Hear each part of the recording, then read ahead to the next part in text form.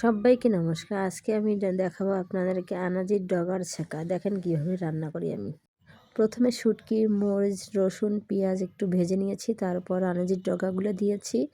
এক এক করে লবণ, হলুদ, ছোটা, বেকিং সোডা নয়, এমনিতে খাওয়া ছোটাটা দিচ্ছি।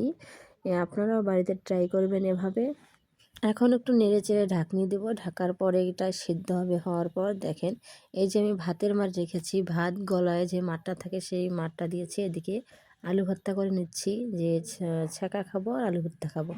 আমাদের রংপুর জেলায় এটা খুব প্রচলিত, অনেক ভালো লাগে। আপনারা খেয়ে দেখতে পারেন, অবশ্যই আপনাদের মুখরোচক হবে। সিদ্ধ হওয়ার পর একটু কষাই নেব, একটু ভালো করে কষাই নেব। নেওয়ার পর হালকা করে ভাতের মারটা ঢেলে দেব। ভাতের মার না দিলে কিন্তু টেস্ট লাগে না তেমন একটা।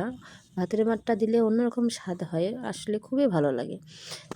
তারপর নাকড়ি দিয়ে একটু ঘাটাঘাটি করব, যাতে আনাজের ডগাটা সিদ্ধ পুরোপুরি হয়, মানে ভালোভাবে যেন মিক্সড হওয়ার পরে দেখেন বন্ধুরা, আমার রান্না কমপ্লিট। এখন আমি খাবো। আপনারাও দেখেন আমি কিভাবে খাচ্ছি, অনেক সুন্দর হয়েছে।